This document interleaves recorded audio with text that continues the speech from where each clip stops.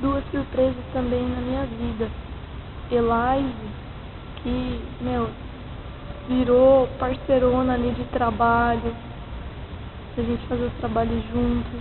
Elaise, uma surpresa também que eu tive, pena que foi no finalzinho do bacharel, que eu não tive a oportunidade de conhecer melhor essa pessoa, mas que me cativou muito, é a Carol.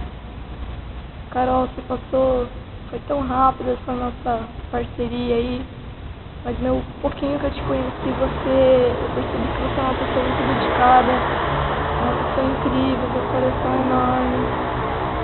Infelizmente foi tão pouca a nossa convivência, queria ter te conhecido bem melhor, você é uma parceirona pelo pouco que eu pude ver de você.